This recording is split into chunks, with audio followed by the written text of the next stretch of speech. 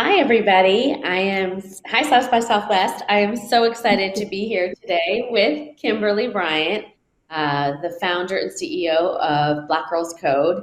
We are going to have an amazing conversation. And I want to start by asking you, Kimberly, how did you start Black Girls Code? Why did you start Black Girls Code? Good morning, everyone, and Reshma. It's great to be able to sit in conversation with you this morning. It's been a long time coming, but I'm really happy to share the space. I think the story of why I started Black Girls Code is something I feel like I've been talking about for the last 10 years, but it's still really relevant because I started it because of my daughter Kai and really being at a moment where she was going into middle school and really starting to develop this nascent, interest in technology, if you will.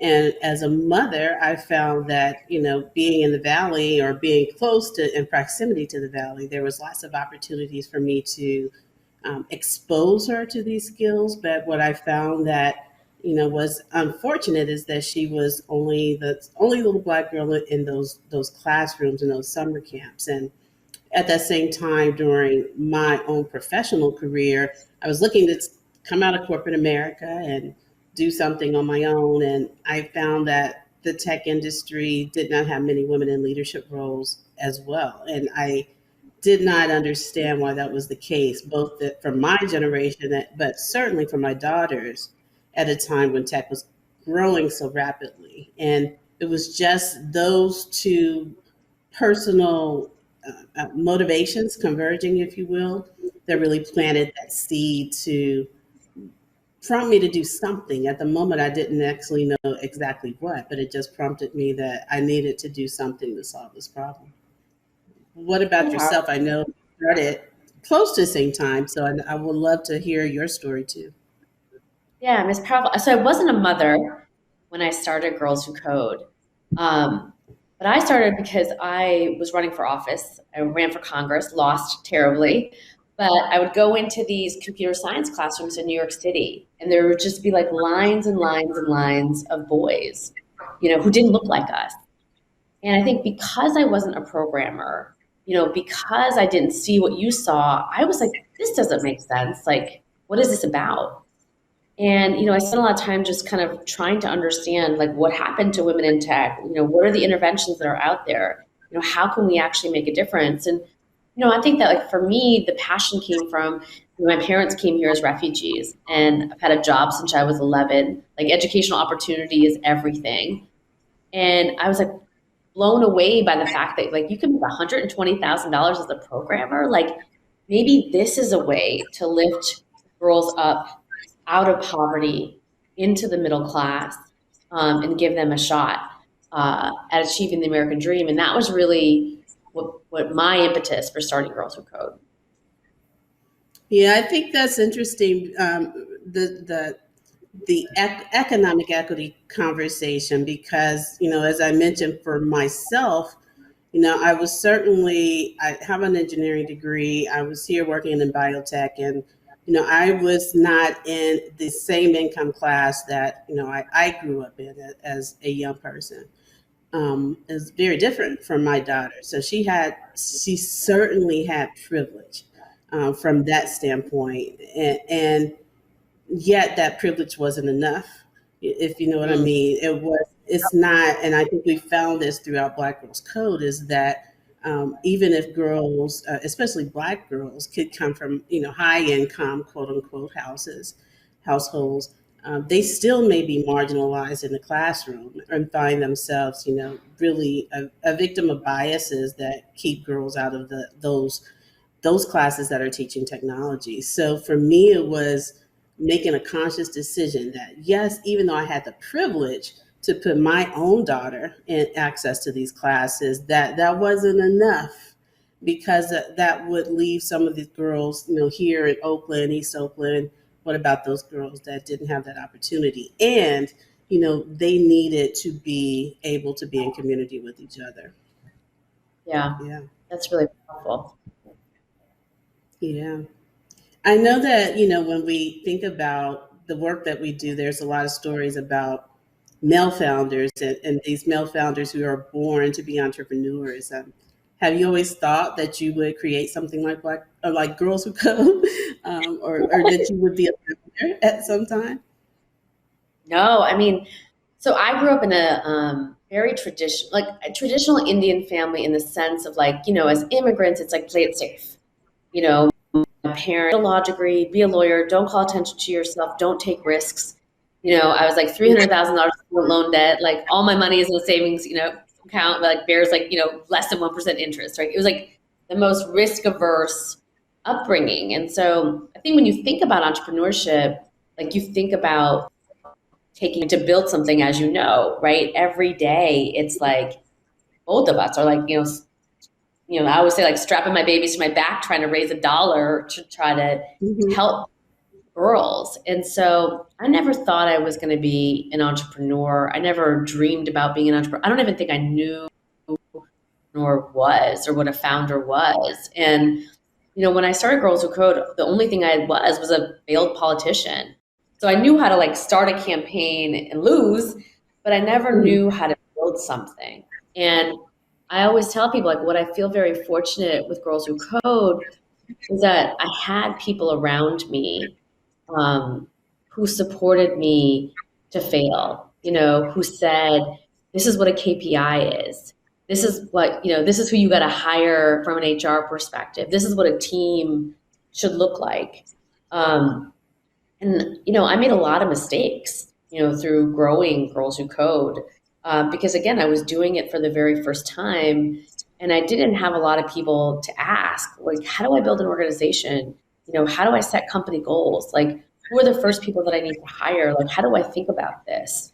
And so now I know, and so do you, spend a lot of times in conversations like these to teach other young women and young women of color because it is very daunting and it is very, I mean, as I'm sure, right? It's very isolating and Mhm. lonely, Mhm. right? Mhm. What about you? Well, I think when I think of my upbringing, I grew up in Memphis in the inner city, and I spent a lot of time growing up because my mom was a working mother. I spent a lot of time with my maternal grandmother. And Mm, my maternal grandmother was many things. She was, a domestic worker at times. This is in mid 50s, late 40s. Um, she was a missionary within the church at times, well, a lot of times, especially as she got older. But she also, her and her family and brothers and sisters moved to Memphis from Mississippi, deep Mississippi, during that migratory period, if you will.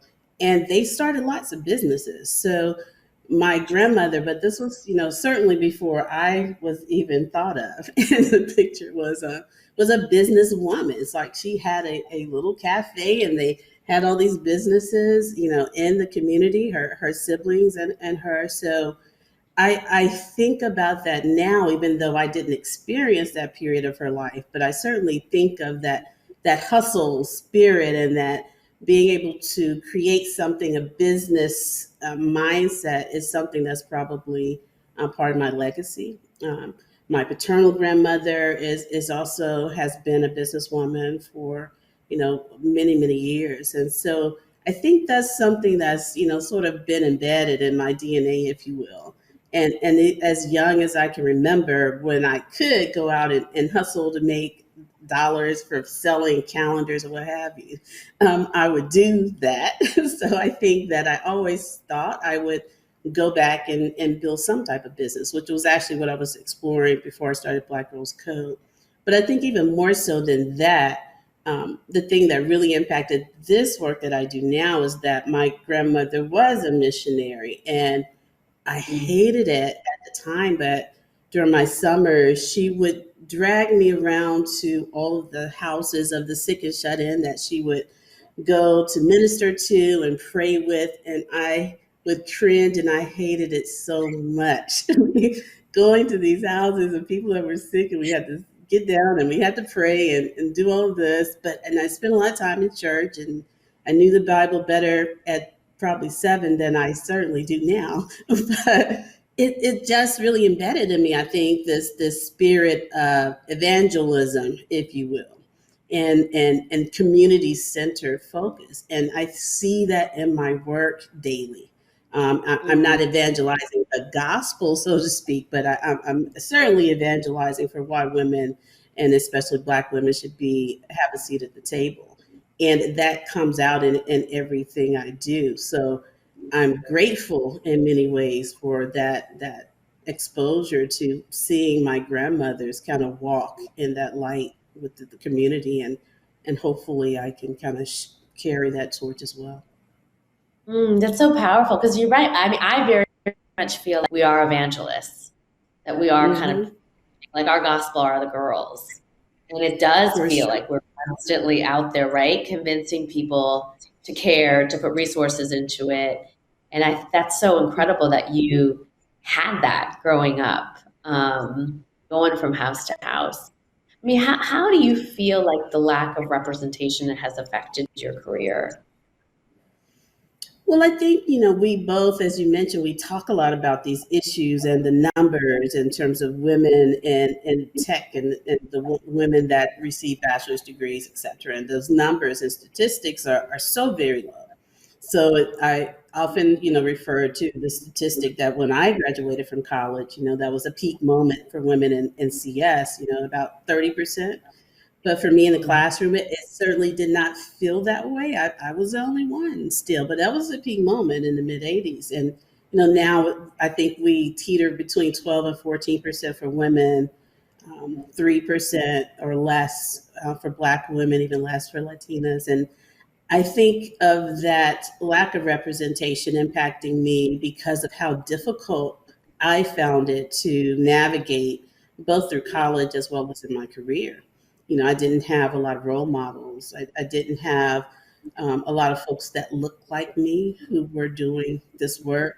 Now, I've heard you say a lot in your talks as I followed you. You can't be what you can't see. And I mentioned this in a talk the other day, and I was like, yeah, she's right. I often push back on that and say, well, yeah, you can't, but that's what trailblazers do. And we have all these trailblazing women like Dr. Mae Jemison, Daisy Bates, Dr. Shirley Jackson, Dorothy Vaughan, Katherine Johnson, and many, many more. That's what trailblazers do. And that is true on the one hand, but I think not having those role models, you're absolutely correct. It makes it extremely difficult. So I think for me, it's just, and what drove me was like, I don't want my daughter to have to walk such a difficult pathway as I did. I want her to have a community and others around her. So this lack of representation for me has hit, so that it made my pathway difficult. Did I make it through? Yes. Do I want my daughter and others to have those same obstacles? No.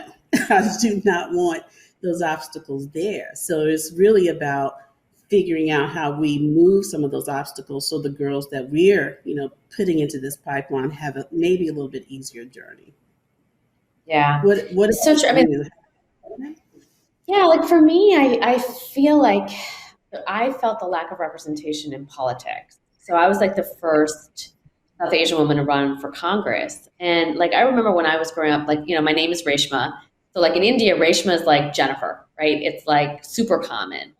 But when I was growing up in the Midwest, as like one of the few brown families, like I remember thinking, like, why didn't you just name me Rebecca or Renee or something? Because people would always say, how do I say it? How do I pronounce it? Like, what does it sound like? Honestly, up until a few years ago, even when I went to Starbucks and they'd say, what's your name? I would say my niece's name, Maya, because I just hated wait, can you say it again? Can you say it again? And so when I ran for office, it was just like you said, like, you're right, there was no one, but I still went for it. And I do think you and I'm built from that cloth, meaning it doesn't deter me if I don't see somebody like me. But I also know I'm probably different, right? And that for a lot of girls, women, they do need that. And that's why when Vice President Harris was elected, I'm sure you did too, just cried and cried and cried because the amount of Black girls, brown girls, who are like Kamala Davy Harris, like it changes their trajectory. Because we've in our work, we talk to all these girls who are like, well, I can't do that because I don't see anybody who looks like me, doing that thing. And so it is really, really, really important and powerful. It's not preclusive, like you said, right? Like from not, you can be the first.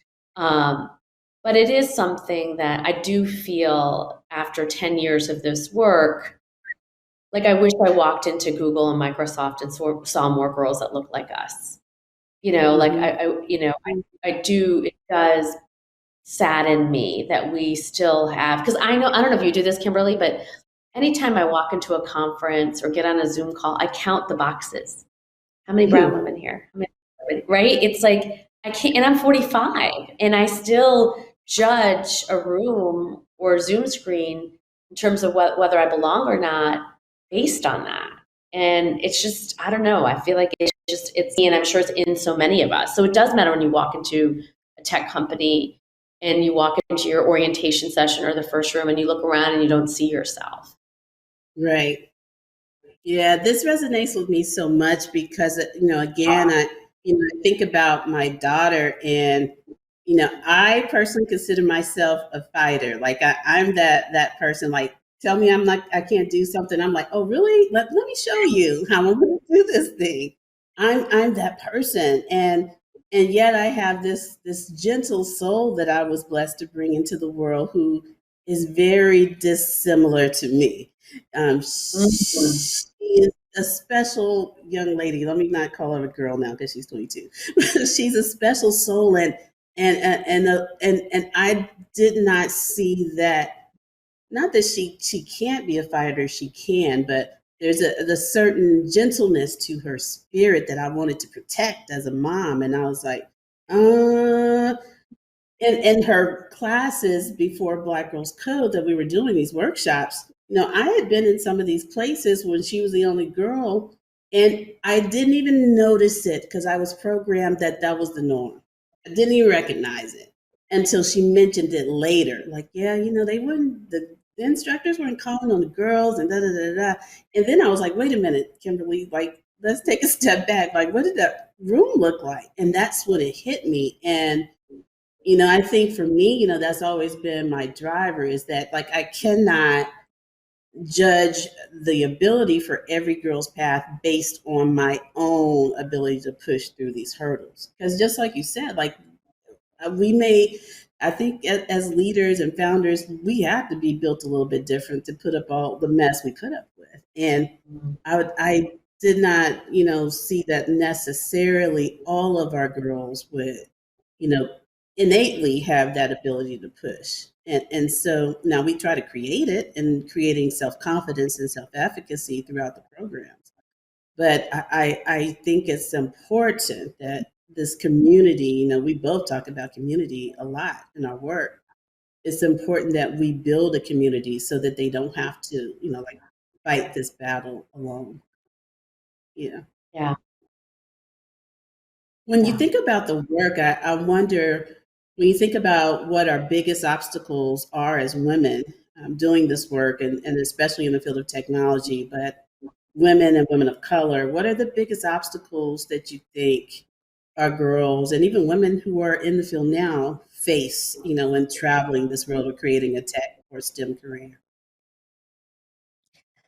So, I mean, I don't know about you, but like this past year was rough, like really, really hard and rough as a founder, as a CEO, running a girls' nonprofit. And nobody called me and said, hey, do you guys need some money, some resources? How are you doing? We've watched you over the past 10 years teach all these hundreds of thousands, right? Both of us girls. I don't know. And I don't know if you got a call, but I didn't, right? And, that, and I saw so many of our sister organizations in our space shut down or shrink. And, it was so sad because I think when you do women and girls work, it's so much harder.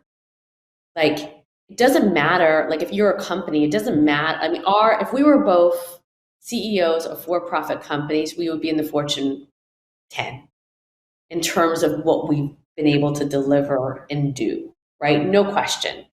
But yet, we're not funded the same, we're not supported the same, and it was really sad. I think when COVID happened, that there weren't those arms placed around our work, and by what I mean by our, I mean women and girls work, and in all that effort that we took to kind of build was put at risk, and it was probably because of your grit, my grit, that I was like, oh, I'm not going down like that. You know what I mean? And every minute, every day, right, we continue to build and support. I think that the same thing kind of happens to girls.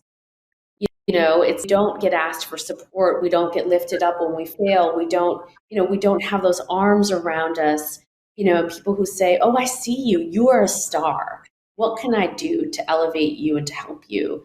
And I know that for me at every juncture, when I lost my races, most recently, even when I stepped down from Girls Who Code, like, I don't, people are not there to say, hey, you know what I mean? Like, what are you going to do next? What are you thinking? What are you thinking about? And I know they call the men. I know they call the men. I know they support the boys. And so that is all these years of doing this work, I have not been able to kind of fix or figure out. I think it's interesting that you share that with me, and thank you for sharing it. I would say that our experience, or my experience as a founder of BGC, was a bit different, if you will. I think, like many of us, in the first few months, like this time last year, actually, this was probably the last time I was in this office throwing things rapidly into the storage room to lock this office down. This probably was this week in 2020. But the first, part of 2020 for us was really about dealing with COVID and wondering if we had enough, like in the kitty, if you will, to sustain, whatever was going to happen during that year. Like most of our events are in person, and we couldn't do those events in person. My team was all at home. We'd never done like remote work. So it was a lot of uncertainty in that, between March to literally the end of May. And then George Floyd happened. And everything changed in that day. There's a few moments over the past 10 years that I have said, like, on this day, everything changed. That is one of them. And what happened was, as a result of that, many organizations, Black Girls Code included, many Black-led organizations, saw this overwhelming surge of support. Now, it's been 10 hard years because we still consider ourselves a community bred organization. We struggled all 9 years, like, no doubt. Like, I use my 401k that I have from corporate has been long gone because it was put into Black Girls Code. We are, as a Black-led organization, traditionally and unfortunately, systemically, under-resourced. Most Black-led organizations, I don't want to say most, all of us are. And at that moment, due to these atrocities that were really elevated with what happened to George Floyd, we started to get support like we never have before. And for us, that changed the game a bit. It allowed us some room to breathe. And I've heard other founders say the same thing. Like, for the very first time, we were able to get out of the struggle mode that we have been in for, since we started. And I think when I think of this and these obstacles, that, we have to look at this problem from an intersectional lens. I certainly do. I recognize that as we are challenged as women who are founders in for-profit, nonprofit, et cetera. But I think when you look at the numbers, race continues to trump gender in terms of how we're able to rise and elevate. You see that in the, only 2% or less of Black women in tech, only 3% bachelor's degrees that Black women receive. It varies 3% or so for Latinas, but we see that in terms of, under-resourced and underutilization in terms of resources to Black founders, especially women. And I think for me, it was a bit of a turning point in, creating this opportunity or turning this opportunity that we had because we were finally being compensated in an equitable fashion to our peers, finally. And it was an opportunity for us to leverage that and really create this as not just a moment in time, but a movement. Because from the beginning, people have told us to, like, you shouldn't call yourself Black Girls Code. Why do you center girls? Why are you talking about Black girls? Why is it not just girls? Why is it not Girls Who Code? Where there already is a Girls Who Code. But, we have, and I have as a founder from the beginning, taken a lot of risks to really center girls that are Black and brown. And our work really has transitioned to, well, it was from the beginning, centering these girls as the solution and not as a problem to be solved. And I think for me, that was a bit of a validation in last year. And I saw this quote by Toni Morrison that really spoke to like where I felt as a founder. And she was asked about why she didn't put white characters in her novels. And she was like, actually, I do. And, she had a little back and forth with the interviewer, but she said, I stood at the edge and I claimed it as central. And I let the rest of the world move over to where I was.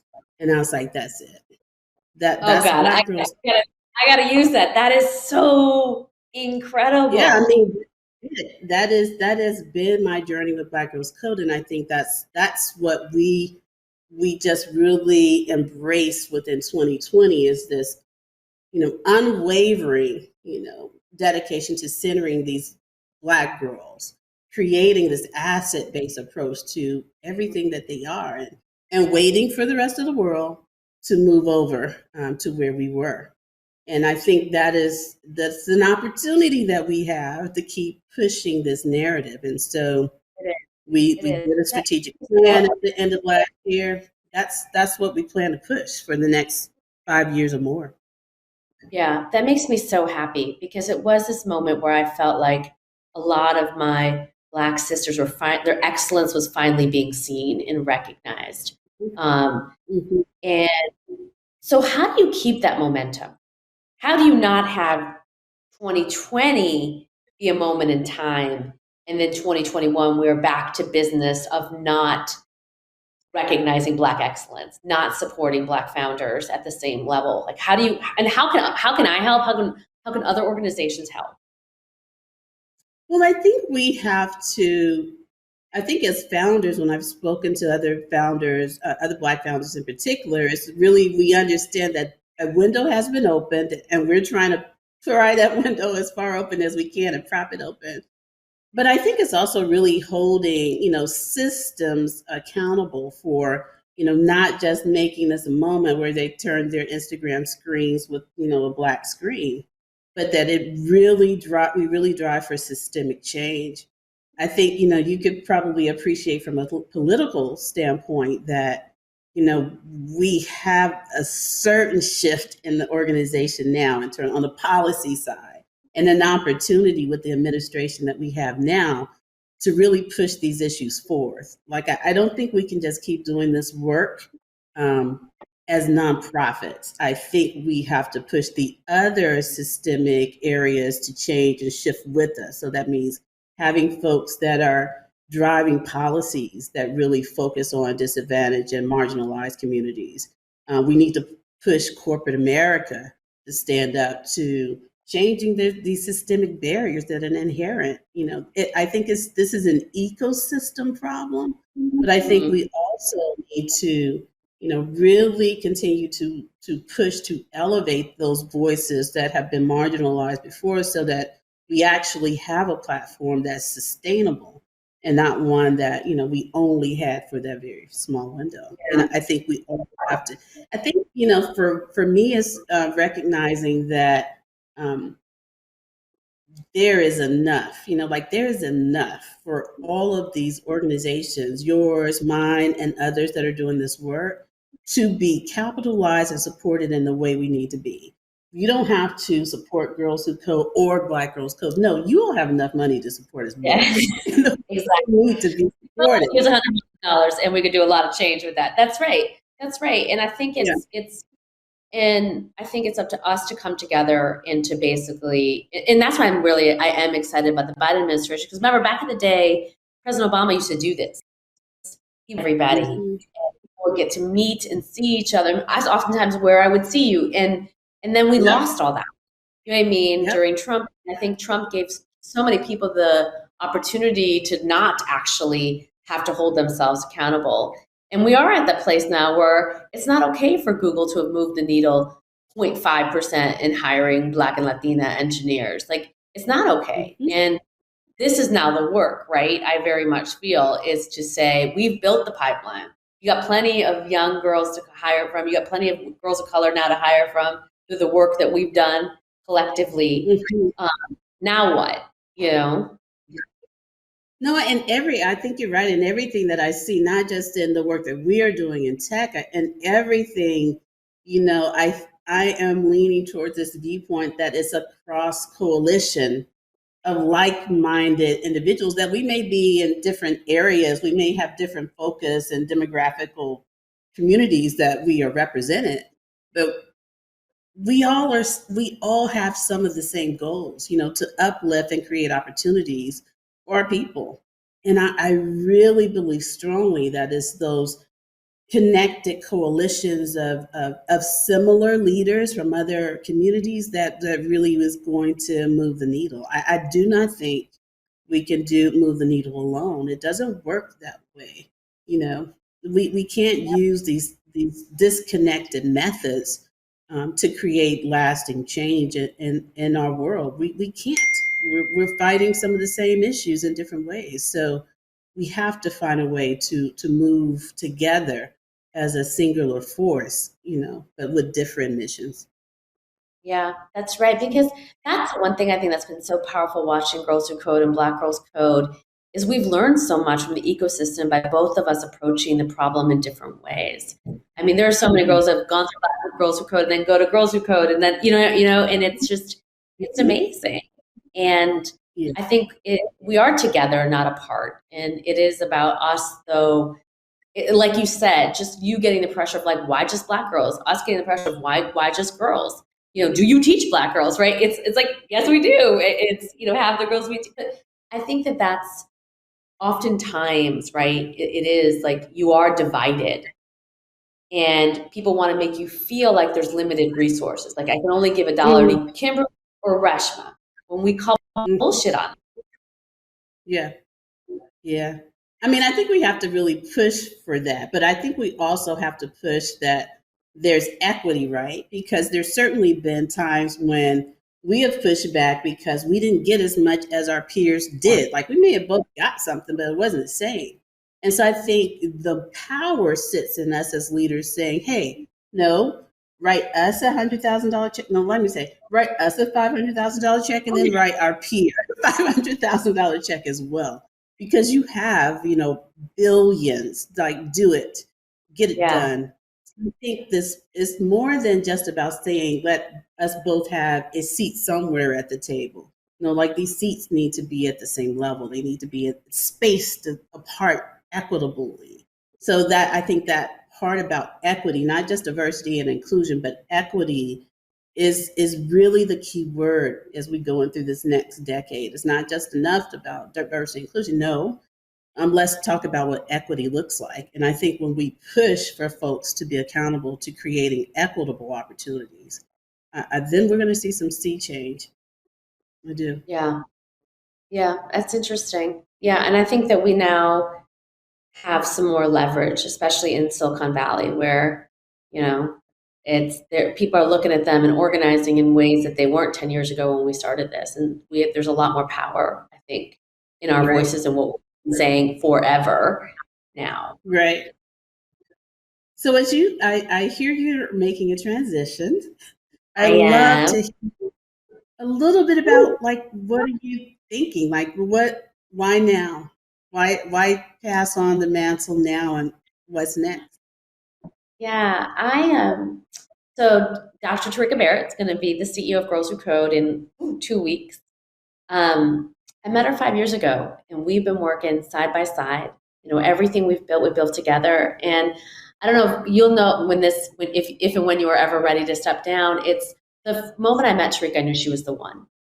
And part of the past 5 years, and I also knew that I didn't believe that anyone should be at the helm of something forever. That at some point, like my ideas are stale, right? And like you want to bring somebody in new.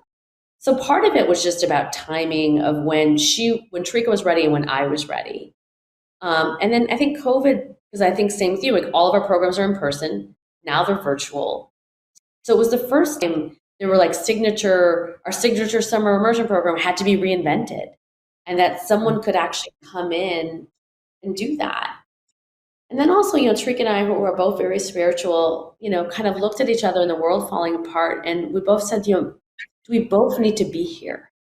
If we're like Batman and Superman, right? Could we go off, right, and go tackle other things? And for me, and the minute I also let go, the minute I also gave birth to like Marshall Plan for Moms, which, I'm now like advocating for that. And it's funny, Kimberly, I was thinking about this. It's like people always tell entrepreneurs, like start a company and then go start another one because you have an exit and then you have an opportunity. And you know that when you can build one business, you probably can build 10 different businesses. It's the same thing with us. What like you and I have done over the past 10 years is extraordinary. And like you probably got 5 other Black Girl Code ideas in your head, just like, I do. But it's almost like the norm is not for you to go start those. It's like we're supposed to kind of live and die in our organizations. And that's in some ways, I was like, maybe that's why change isn't made, is because I'm supposed to start 5 social justice movements over the course of my lifetime. So are you, right? That was just a revelation that I had in this work. So I don't know how you feel about that. Like, I don't feel like you're going to do this the rest of your life, or like this, you got like 10. Like, I'm like, absolutely not. I think for me, Black Girls Code, I think at least about 2 years ago, I started to think about, sort of this frame of like what's next, maybe. But, I think of myself as having 2 children, my biological child and Black Girls Code. Like it is my baby. But a couple of years ago, in conversation with some of my board, I really started to think about, okay, well, do I want to do this forever? And I'm going to tell you no, like I'm not doing this forever. But that being said, I'm not sure what that time is. I just know that I won't be doing Black Girls Code forever.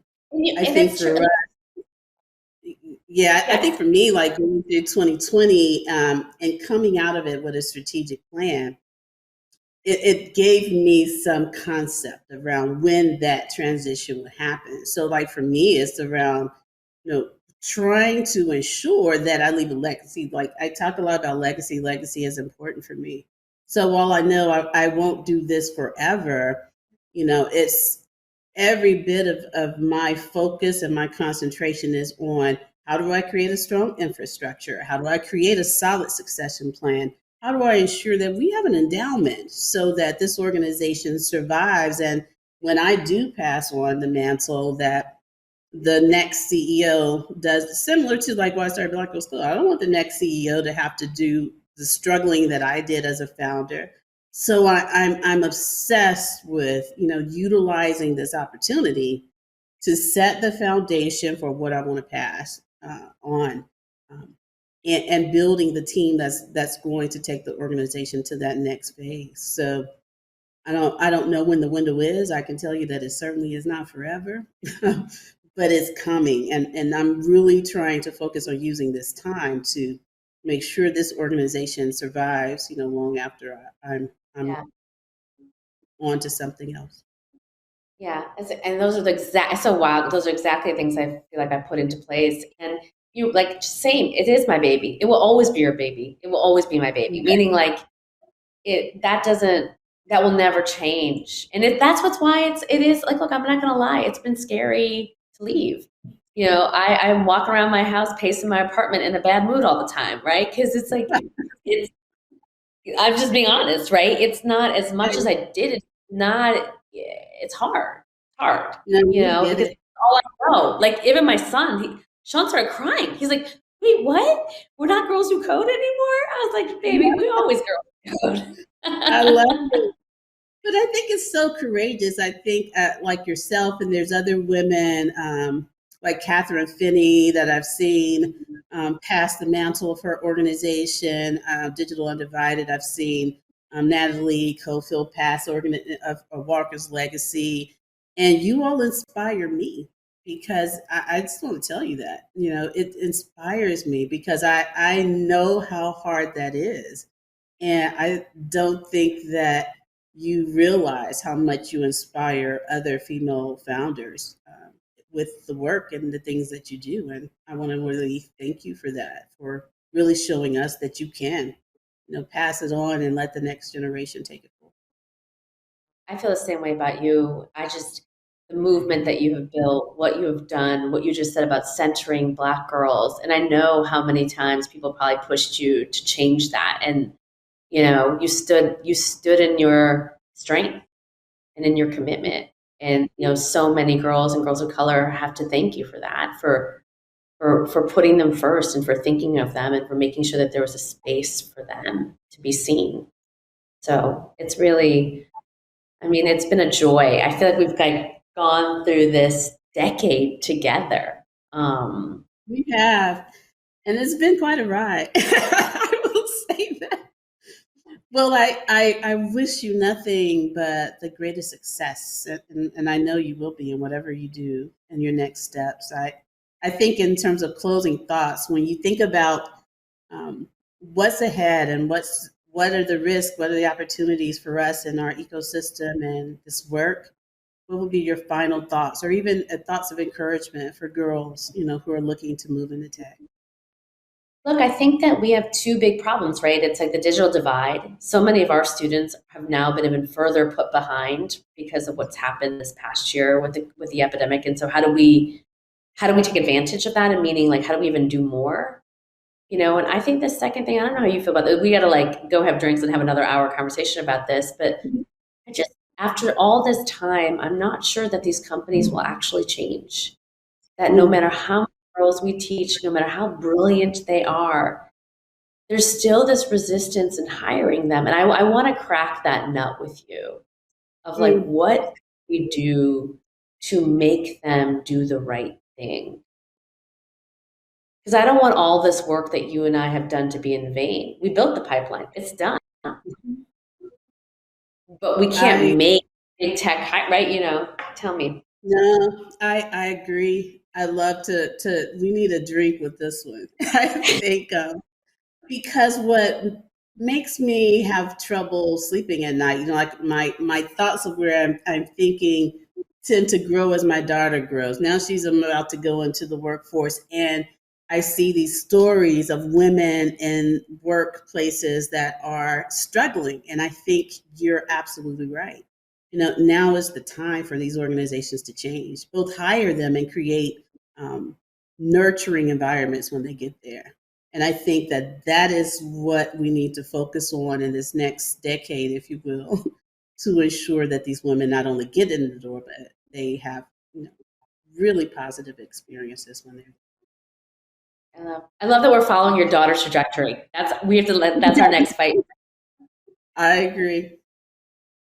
Reshma, I think we're at the end of our time, but I can talk to you for another couple of hours. But I know South by Southwest probably won't like that. But I really have enjoyed this conversation, and I have really enjoyed being on this journey with you. Me too. I think our journey's not done though. So I I agree. look forward to continuing to fight for justice and equity, as you said, for women and for women I of do color. as well. I do as well. Thank you. Keep Thank going, as you. I always tell my girls. And thank you to everyone who joined us in conversation today. And thank you so much to the team at South by Southwest for creating this space for us to share these thoughts and our perspectives and our ideas. I really appreciate it. And everyone, please have a wonderful rest of your conference. And join the fight with either of us or both of us and others to really create an equal space for us all. Thank you.